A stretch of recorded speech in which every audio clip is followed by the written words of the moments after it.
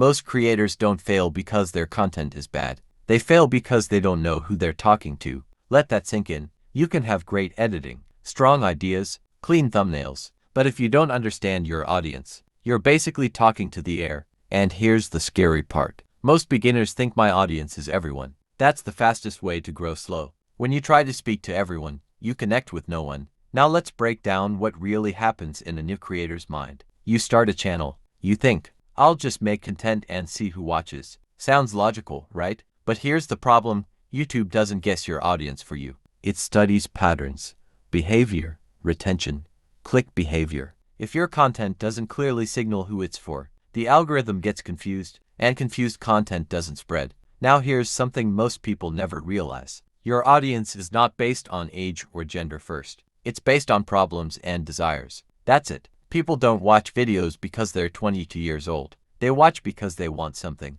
They want clarity. They want entertainment. They want confidence. They want growth. They want escape. So instead of asking, who is my audience? Ask this, what problem am I solving? Because your audience is simply the group of people struggling with that problem. Now here's where it gets interesting. Most creators pick topics based on what they like. Smart creators pick topics based on what their audience feels. Feelings drive clicks. Emotions drive retention. Solutions drive subscribers. Let me give you a powerful shift. Instead of saying, my audience is young people, say, my audience is ambitious beginners who feel stuck and want clarity. See the difference? One is broad. The other is specific and emotional. And specificity builds loyalty. Now here's the tactical part. Step 1. Look at your past content. Which videos got the most watch time? Not just views. Watch time. Who commented? What were they saying? What pain points kept repeating? Your audience leaves clues. Step 2. Study competitors in your niche. Not to copy them.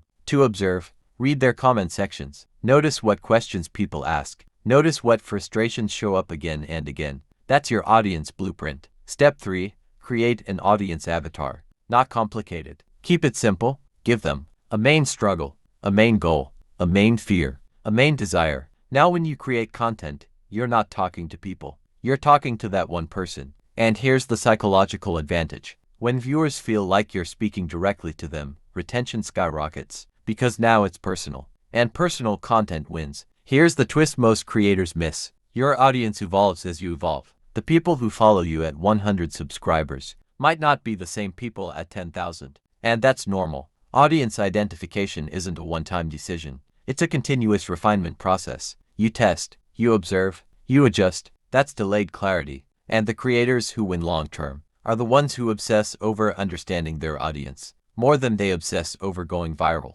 Because viral content gets views, but audience-focused content builds brands. And brands last. Here's where things get uncomfortable. Most creators don't actually want to define their audience clearly. You know why? Because clarity feels limiting. When you define your audience, you're saying, I'm not for everyone. And that scares people. But here's the truth. Growth begins the moment you accept that some people are not your audience. If everyone likes your content, it's probably too generic. Now let's talk psychology. Your brain loves validation. So when you post something broad and it gets random likes from random people, you feel good. But random attention doesn't build momentum. Targeted attention does. If 100 random people watch your video, nothing happens. If 100 of the right people watch your video, your channel grows. Why? Because the algorithm watches patterns. If a specific type of viewer consistently clicks, watches longer, and engages, YouTube says, oh, this content is for this type of person, and now it knows who to show it to next.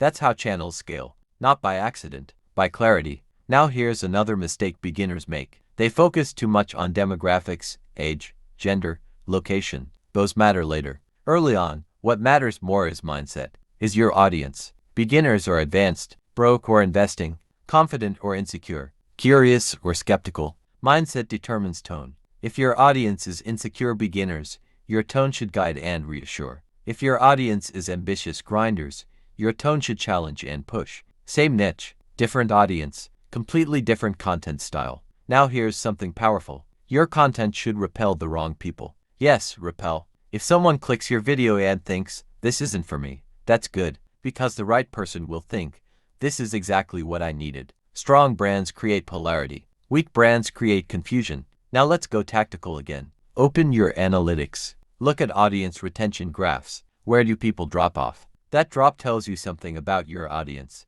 Maybe you talked too technically. Maybe you went too slow. Maybe you didn't hit their pain fast enough. Your audience behavior is data, and data removes guesswork. Now here's the advanced layer. Don't just identify who your audience is. Identify who they want to become. Because people don't subscribe for who they are. They subscribe for who they want to be. If someone feels stuck, they don't follow stuck creators. They follow creators who represent progress. So your content should speak to their current pain but reflect their future identity. That's magnetic positioning. Now think about this. When someone finds your channel, within 10 seconds they should understand who this is for, what problem it solves, why they should stay. If that isn't clear, they leave. And clarity beats creativity every time. Because confusion kills retention, and retention is everything. The creators who dominate aren't guessing their audience. They study them, they listen, they adapt, they refine.